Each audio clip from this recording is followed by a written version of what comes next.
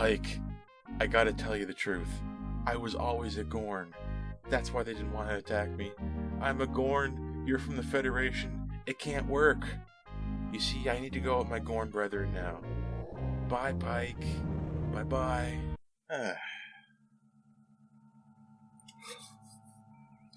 Yep. Another fine day in Starf.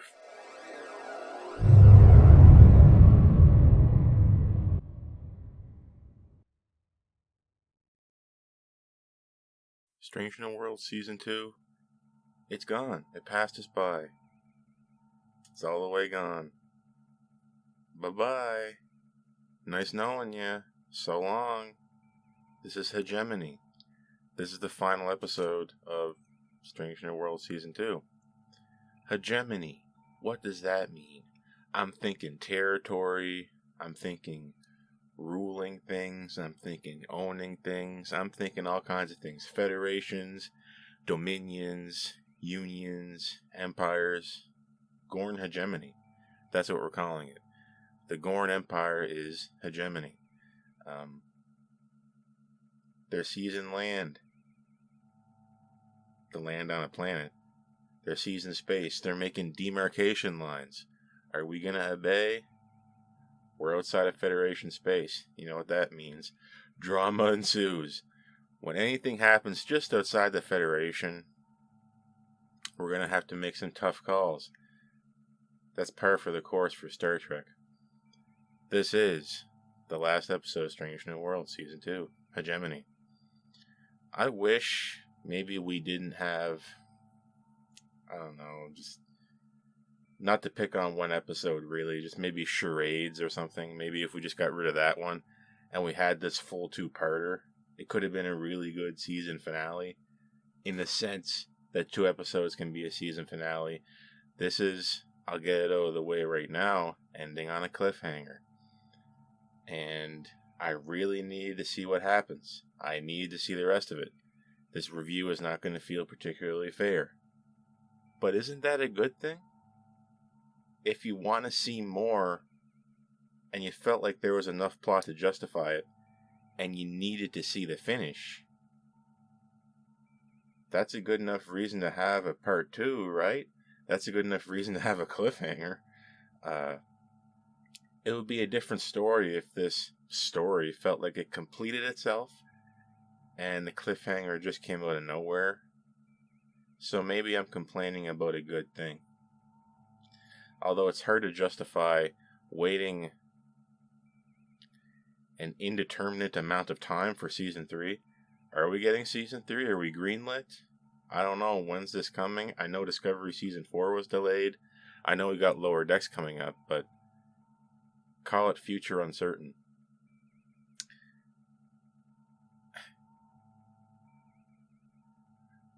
I usually watch these episodes immediately when they came out, like 4 o'clock in the morning or something. And what's interesting is that the subtitles seem like they're not done or something. I don't know how this works. Like, they finish the subtitles and then they put it up for streaming and then you watch it. Or is it like a thing where the subtitles are constantly being worked on or updated? But when I first watched this, there was a moment where they referred to the Cayuga in the subtitles as the Kaguya. Caguya. I just thought that was interesting enough to put in this review. It doesn't mean anything, but it begs the question: are subtitles like constantly being worked on? Because I just watched it again and I didn't notice it. Like they fixed it or caught it. Are they in that much of a rush? I have no idea how this works. I don't know how the whole behind the scenes things goes. Who's in control of it? Does this have anything to even do with Paramount at all, or is it some kind of other thing? I have no idea. Insofar that this is Paramount, and not some thing that's handled by what is it now? Secret Hideout, something like that. I don't know the ins and outs of it, and frankly, I don't really feel like I need to know. But it's just something I wanted to point out. Enough messing around. Let's see what's going on with this episode. This season, romantic, experimental, all over the place. In a purely episodic season, or episodic show in this case, I'm willing to kind of excuse a lot of that stuff. I mean, you know from watching my reviews before, if you've been here for a while, that I kind of prefer the idea that you don't know what you're going to get. You know, similar to a box of chocolates, you don't know what you're going to get. You open it up, and some of them are a nasty walnut with a thin veneer of chocolate, and some of them are just all chocolate. You can get musical, and then and then this nightmare. Not as if the episode was really bad, but we're really going through a nightmare. I guess a musical could be a nightmare depending on who you ask. Pike didn't seem to like it. He's talking to Patel. Hey, we'll take the small victories here. I mean, at least we're not breaking out into song. We're going to Parnassus Beta, and conveniently, this place looks just like any town in USA. What do you know? It's a colony that's not belonging to the Federation, designed to look like Midwestern United States. I believe that was their exact terminology. I don't know exactly, but this is basically designed to look like someplace from contemporary developed country land. Wow, it's so serene. The greenery, the fun time, the merriment. Not for long. Batel's pad conversation with Pike is cut spookily short. Pike knows something's up. Chapel and Batel are down on that planet, cleaning things up, making sure all the T's are crossed and the I's are dotted. You have this vaccination, yes. Here's these supplies. We're going to get these farm equipment going, whatever. The whole bit. It's ominous the way the call ended. Something's going on with communications. They look up. Is that one of ours? We see a shuttle crashing. And then, in New Trek fashion, we see a giant ship in the atmosphere appearing out of nowhere. Ships flying around the atmosphere. It's not new for Star Trek, but it's just from the playbook of recent Trek, where how do you build drama? You show a ship in atmosphere, you destroy a ship, you have characters flying around in space, and you have a gigantic space battle with a lot of ships involved. That's the playbook generally. Thankfully, we didn't do all those things, although this is only part 1. We could see in part 2. Following all these paint-by-numbers schemes for building drama with New Trek, it ends up in an episode that is admittedly a little bit better than the sum of those parts. Sometimes paint-by-numbers ain't so bad. Sometimes things work for a reason. Although this episode isn't quite fantastic. Wait for my score. The Gorn have attacked. That's what the message we got from the... I almost call it the Kaguya because of the stupid subtitles. The Cayuga sent. Help us. We're attacked by Gorn. What are we going to do? Pike says to Ortegas, give her all she's got, or something like that. Use all she's got. When you say that phrase, that nomenclature, to somebody who is seasoned with Star Trek, or at least is aware of certain details regarding what a ship's performance envelope is, and you say, give it all she's got, it conjures up certain imagery. And in my mind, I was thinking, okay, I'm on board. I was excited. As soon as Pike uttered that, I was on board with this episode. Give her all she's got. I was like, let's go. We're doing it. Let's go. Although, when an admiral shows up, it's usually to do villainous things or to knock the wind out of your sails. And April calls in, listen, can't let you do that, bud. Why not? We're in a tenuous situation here with the Gorn, okay? And if you do anything to upset that, we could have an all-out war in our hands. How many times has this happened in the last 5 seconds in Strange New Worlds? Like 40 times? Listen, that colony, it's outside of Federation space. So I guess you're just going to have to leave him there. It makes me wonder, though, the Gorn, I mean, they can't be stupid. Like, they must. They design these starships. Surely they could just avoid all this nonsense and just let us take the survivors. I mean, they're our people.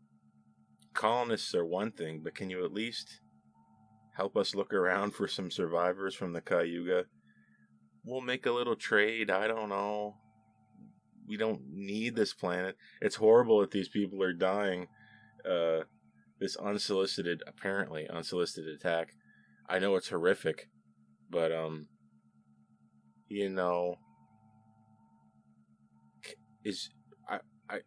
I crazy for wanting, like, just a brief cutaway to maybe Robert April talking to a Gorn?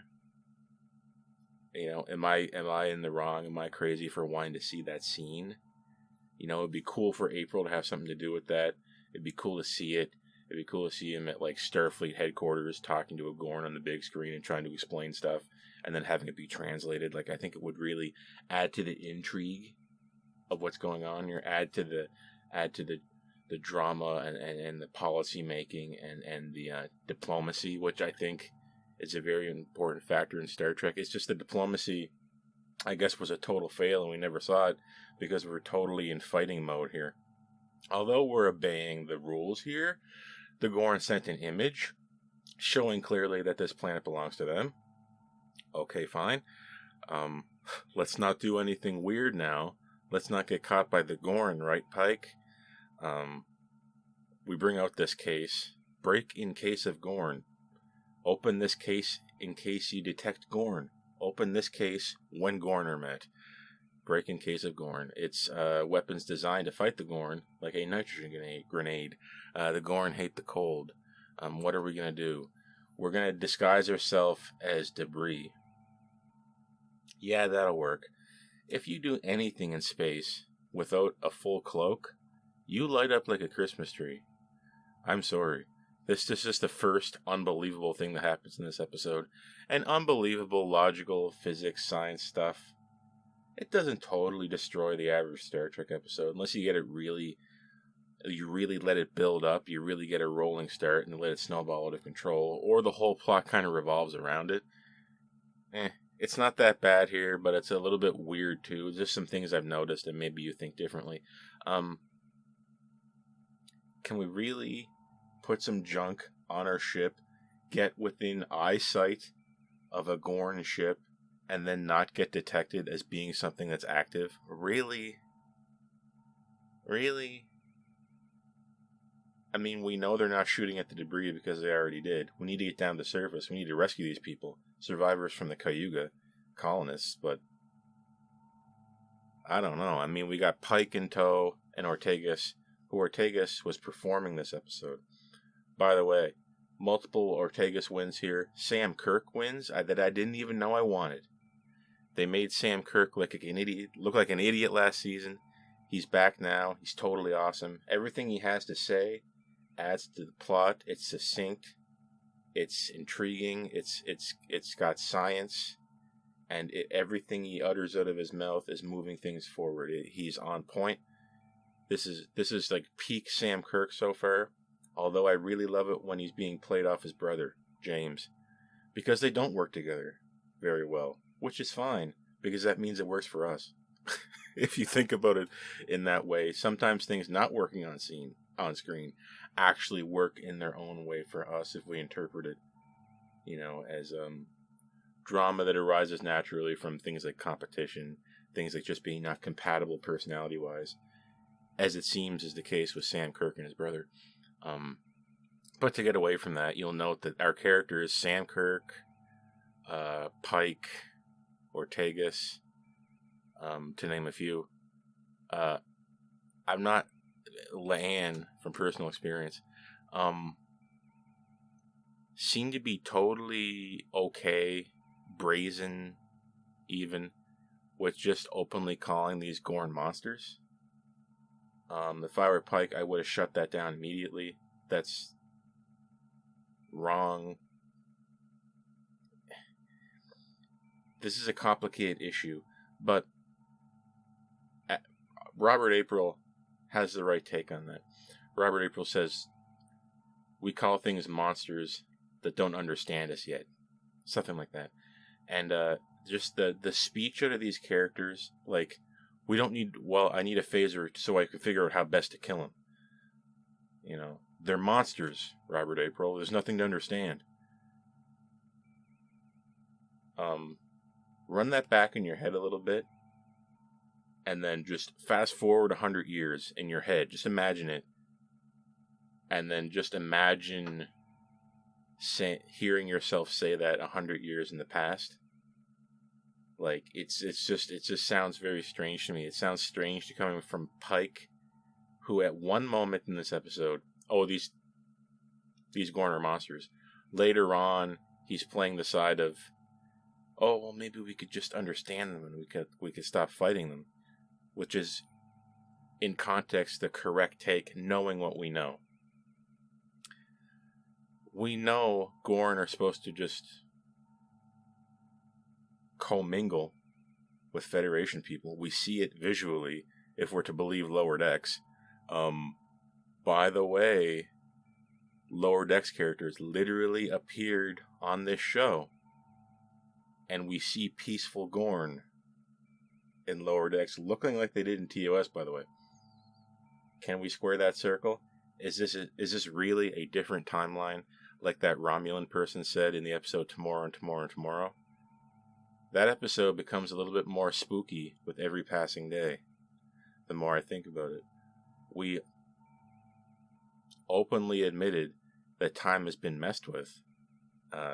You'll note by the end of this episode, we meet an adult Gorn, and I was hoping beyond hope, I guess, that there was a chance it would look like the TOS Gorn, because I really like that, but it doesn't. It's modern Gorn. It's, frankly, similar to what we saw in Enterprise, making me wonder, was the events of Star Trek Enterprise resulting from the Romulan time messing up here? Oh, World War III was supposed to happen this time, but then here, and then this, and blah, blah, blah, and I don't know what's going on. Timey-wimey shenanigans. Watch the episode Tomorrow and Tomorrow and Tomorrow. Who knows? Maybe Enterprise was, that timeline was caused all along because the Borg incursion from First Contact. Yeah, open up that can of worms. But this is Enterprise Gorn. This is cool Gorn, slick Gorn. Gorn for the modern era. It calls to mind imagery of American Godzilla, if you remember that movie. You know, we take this kind of unique design of Godzilla and just kind of make a big kind of dinosaur, which Godzilla never really was. And you lose some of the small things, right? You make the Gorn cool. You make them move around like, well, frankly, like a xenomorph, if you know what that is, which we're clearly aping here. And yes, it's cool, but I don't remember it. There's nothing to remember. The large, bulky, humanoid, muscular Gorn with a lizard head and the kind of compound eyes, it just, and the way their outfit looked, they look like some kind of caveman. I can remember it. Right? Like, there's something about that. There's something about it.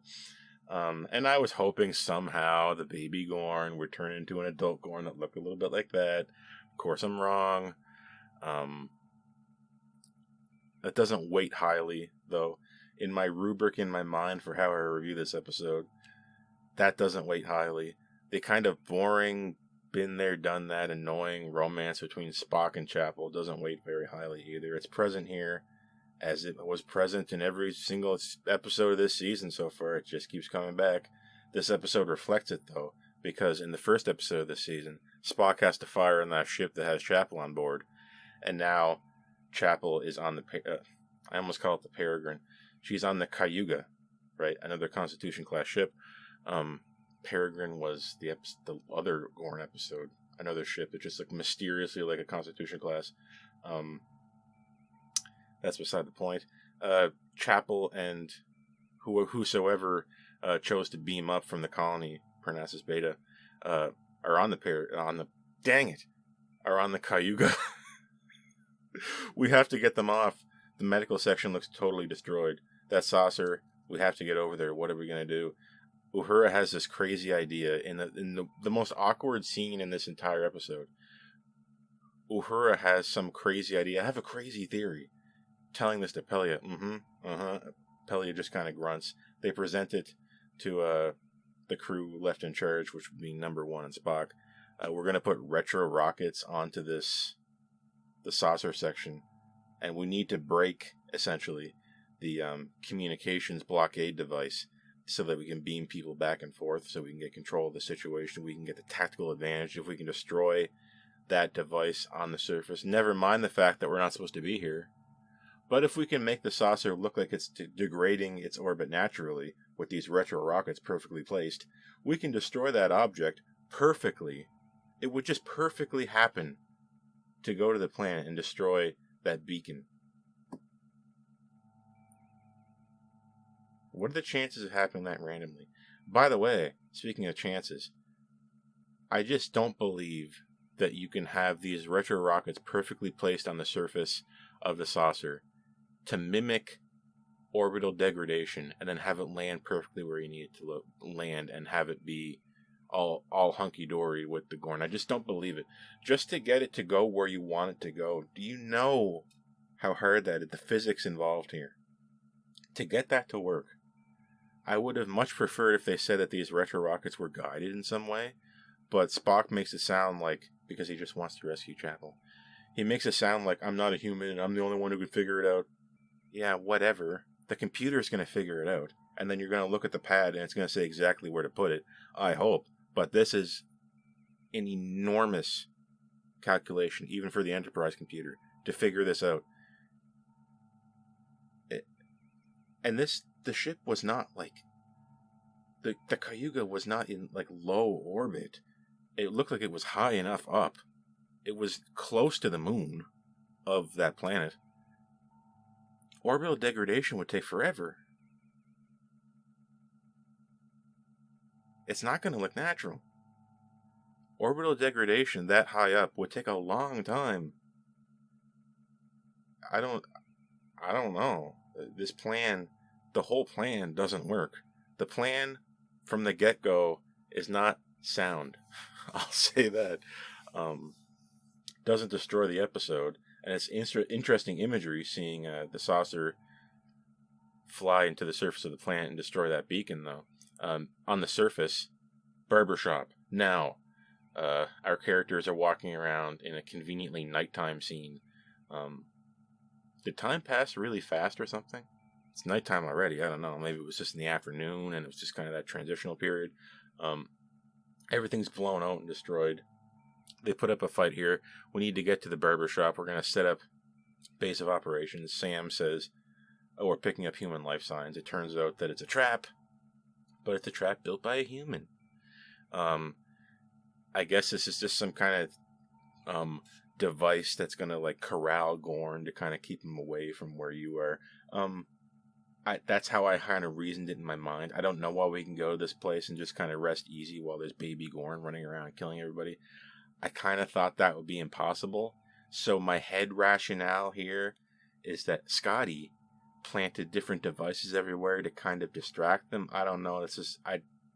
Did I design this in my mind or did I see it and forget? You can tell me.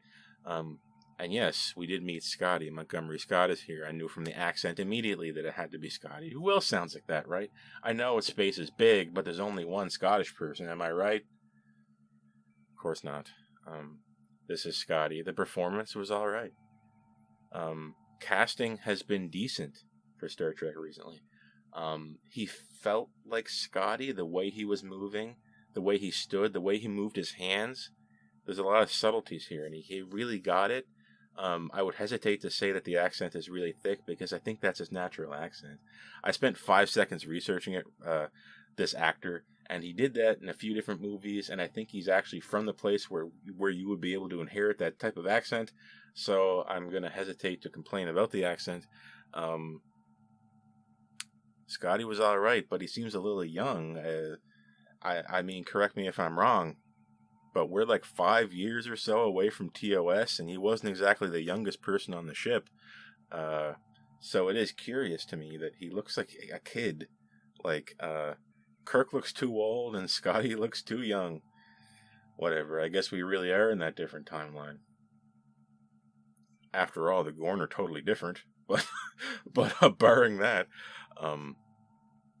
Scotty tells us that he escaped the Gorn by leaving the Stardiver. Yeah, Stardiver. The Stargazer and the Stardiver. It's a shame we never get to see the Stardiver, but he escaped in a modified shuttle that he created a Gorn transponder out of. Very resourceful, Scotty is. Somehow Scratch built a transponder that made it look like the shuttle was Gorn and therefore does not need to be shot at. Very smart. We need to get that transponder. We need to get it out. If there's a chance that can improve our ability to survive, it's important that we get it. By the way, if you were paying attention very closely, you would have noticed that this episode started with a zoomed in shot of a sun. It's explained at this point that the Stardiver was one system over Shangdi or Shangdai, was doing its purpose, diving to this star, the solar research vessel.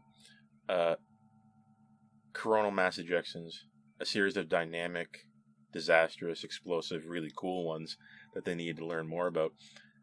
That attracted the Gorn. Sam says this is like some kind of deep built-in evolutionary reaction to seek out light. They're like a moth or something.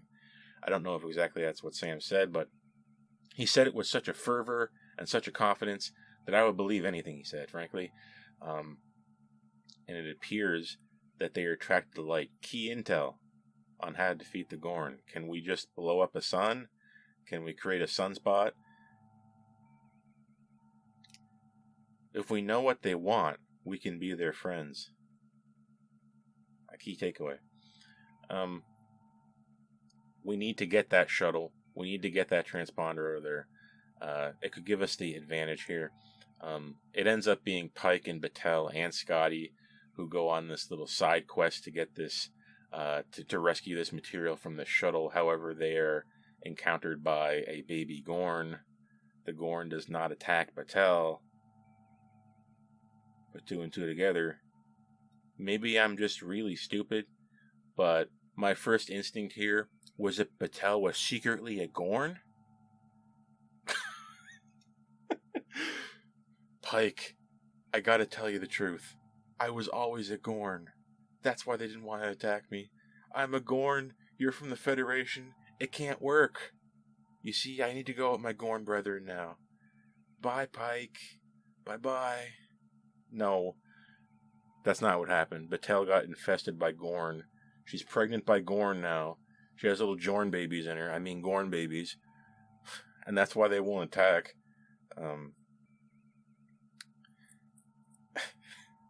We need to talk right now. That's what it is. And anytime somebody is infected with something, you know you're not supposed to take them to the ship, right? You know that's bad, right? Battelle should have said to Pike, you've seen a movie, right? I know Spock didn't see zombie movies, but that's beside the point. You've seen movies where they need to take somebody back aboard the ship who's like messed up or sick, or hey, look at this cool alien organism. Wouldn't it be cool if we took it on the ship? No, that's not cool. I mean, we killed Hemmer over this. You realize that, right? And guess what? Now we're going to kill you over this. Although she does end up being back to the ship later, unfortunately. Although she goes into some kind of medical quarantine thing, which is probably smart. How about an airlock?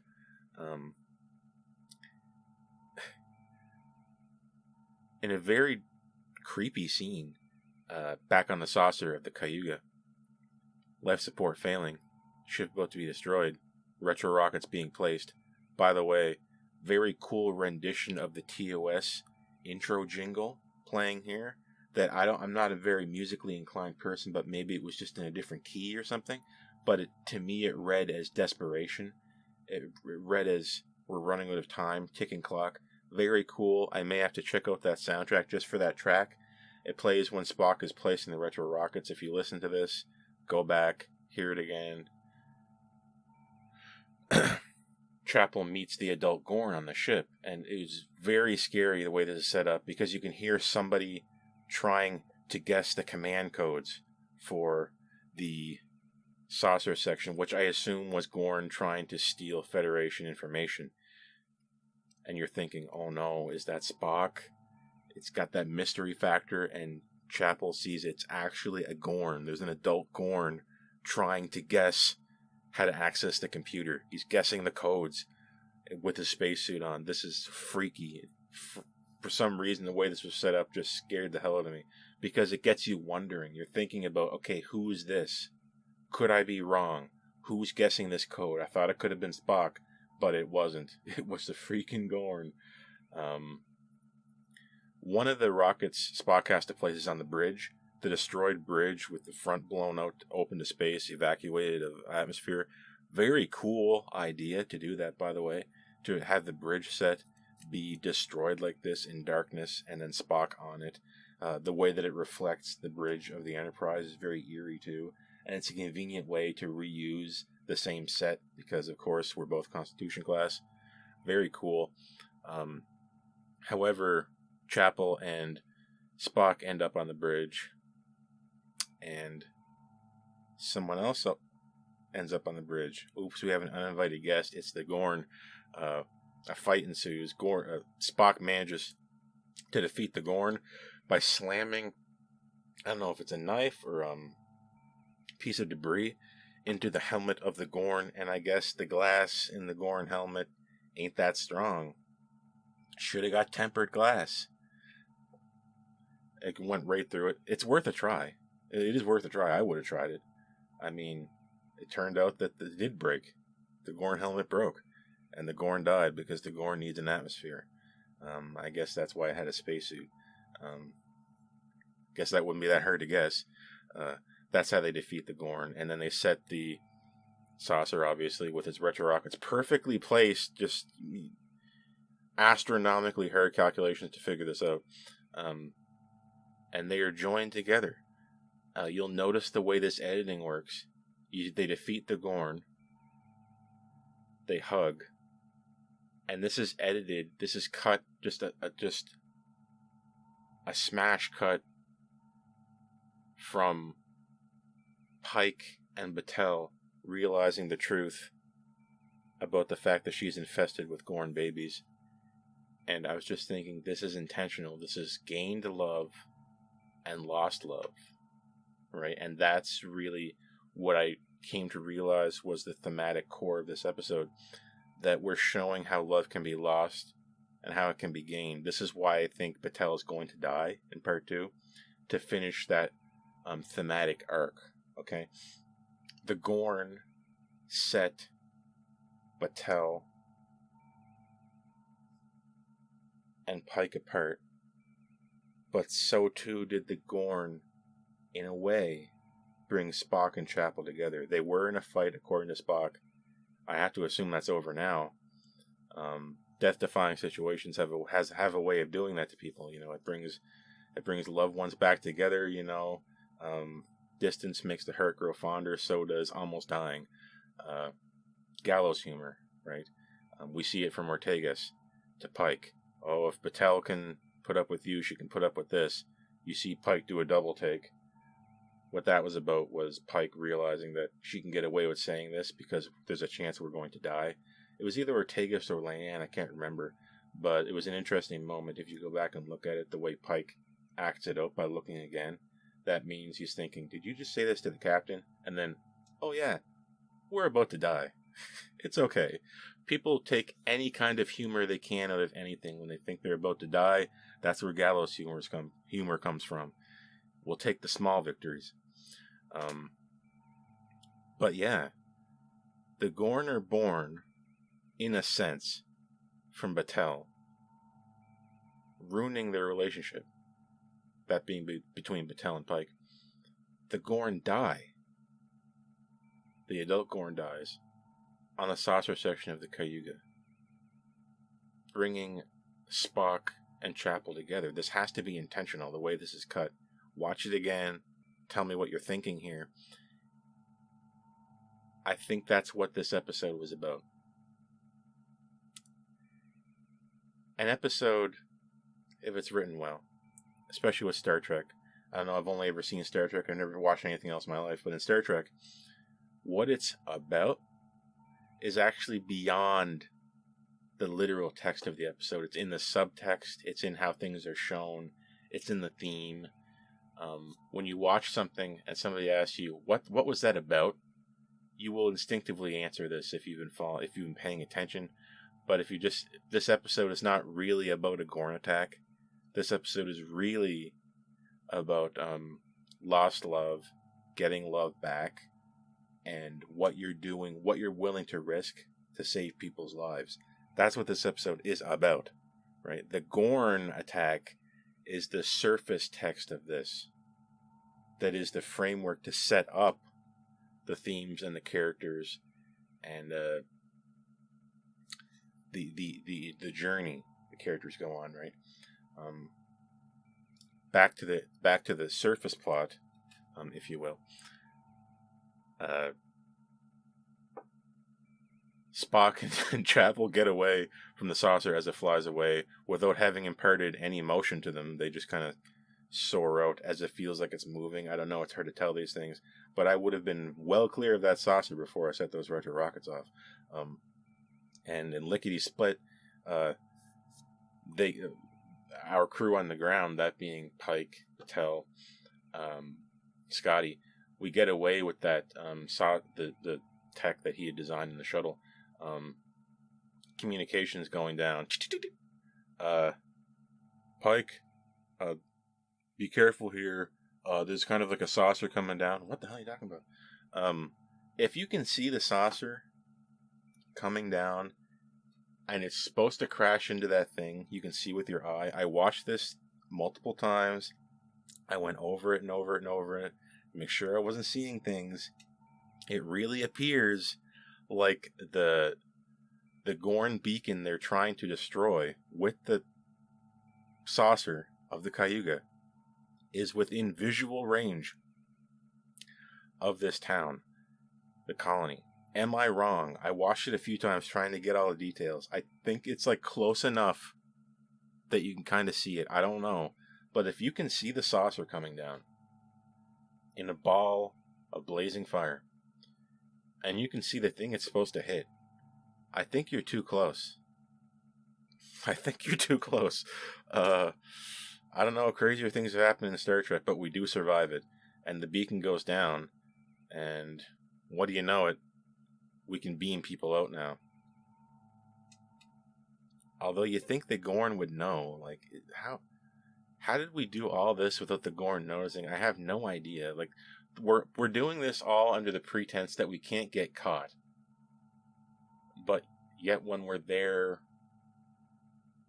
like, the Gorn wouldn't notice that there was reinforcements from another ship. I don't know. But we do beam out. And there's something curious about that beaming that felt wrong immediately to me when I saw it. I know what Enterprise beaming looks like. There's something wrong here. Wink, wink, nudge, nudge, say no more, say no more. Scotty, Chapel, Spock, Pike, Patel end up back on the ship. Of course, we get Patel in quarantine. Thank you. We get Scotty meeting Pelia. Of course, we find out that this is not their first meeting. Of course, Pelia taught Scotty. And what is this repeating joke with Pelia just like kind of taking a dump on people who were her former students? Hemmer, Una in this episode, and now Scotty. I don't know why we need to hear that like 3 times. Pelia so far disappointed me this season. I'm sorry. We just didn't get enough wins. Maybe if we had got the part 2 here instead of one of those other episodes we got in this season and we kind of balanced it out more, we could have saw maybe Pelia get that win finally in this last episode. I loved Ortegas in this episode. I got the Ortegas I wanted. Didn't get the Pelia I wanted. I don't know. Maybe Pelia is going to be a long-term character and we're going to get a little bit more later, but I didn't get a lot of Pelia this season. I wasn't happy. They set something up cool, something different, something unique, and they didn't follow through, didn't stick the landing. Although Ortegas does stick the landing in this episode, very cool. She flies that shuttle down like it's nobody's business. Does that thing where you cut the engines and then kind of float down and then ram them back on when you're low so you don't get seen. It's always cool when that happens. Pike says, "You were born for this." And thanks, Pike. Well done would have sufficed. But that's just me being crazy. There's one problem though. We're back on that bridge. We think all's well, but it's not all well. The Gorn hunter ship is here. What's the story? We're supposed to be beaming out these colonists. How come we can't beam out the colonists? What's up? Well, guess what? The beaming did occur. It just didn't go to the Enterprise. The Gorn ship has beamed away the colonists. Were they onto us? Were they watching? Did they want this to happen? I have no idea. But they knew that they could beam away the colonists onto their ship. So we got some stolen folks. And our episode, the cliffhanger, is that do we leave with our crew and leave the Gorn to their own business? Or do we risk our crew again to engage the Gorn to get back the colonists that were never really ours? That's the question. And call it, Pike. Call it. Now's the chance. Freaking do it. What are you going to do, Pike? Pike is in a seemingly impossible situation. Although this hasn't been the first time he broke the rules to rescue people. I think last season he went beam down to a planet, totally breaking the Prime Directive to rescue 3 people from a ship before. So I mean, if we're taking kind of the historical perspective here for Pike, it makes sense that Pike would just whatever. Let's just freaking blow them out of the water and cause a huge war to get these people back. Why not? We totally altered the direction of this planet. Let's just do this. I'm putting words in his mouth. I don't know what's going to happen. Dramatically, maybe you'd want him to sacrifice those people if you wanted to go kind of the dark route with the rest of Pike's life. I don't know. He can't be the captain forever. We know the TOS has to happen. Or does it? What kind of timeline are we in here? What timeline shenanigans are going on? Well, hey, I'm only going off with the literal text of that episode. Tomorrow and tomorrow and tomorrow. I'm just going by that. Don't hate me, hate the game. Don't hate the player, hate the game. For God's sake. You know, it would have been really lovely to get the second part. But to be frank, they got me interested in that premiere for Season 3. I do want to know what happens. It's either going to be Pike fights the Gorn to rescue those people. Number 1. Number 2, he leaves. Or number 3, some mysterious third option that we get away with. Which, I mean, usually is what happens. Usually we find out some really creative way to solve this. Where we both kind of come out on top. And that's basically hegemony. And we're encountering the Gorn hegemony. And Battelle is pregnant. You know? She got them Gorn babies. She doesn't have them Pike babies. She's got the Gorn. And it ain't the Gorn from TOS. It's the little freaky Gorn babies that will run around the ship and destroy everything. So this is some serious business. This is as serious as a heart attack, believe me. Musically, pretty cool. At the very beginning, when the Gorn ships show up on the surface, just a view from the surface, there's kind of a cool reprise of some TOS battle music that I noticed. And again, to reiterate, the very interesting rendition of the TOS intro jingle, dun, dun, dun, dun, when Spock was putting on those retro rockets. Very cool. So musically we're winning. Plot-wise, I mean, it kept its pace. There was some little weird stuff, like I said. I'm not gonna reiterate the whole thing, but there's a lot of seems like some science problems, logical problems here that just were biting into me a little bit too hard, just on the edge, for me anyway. But the plot moved it along. It felt like it had an A, B, C to it. It needed to continue. It definitely needed a part 2 to finish this plot. Unfortunately, this episode doesn't really seem to finish its plot, so this is going to suck as a singular episode. That's why we got the part 2 coming, I hope. Thematically, I had to dig. It wasn't really occupying exactly every scene.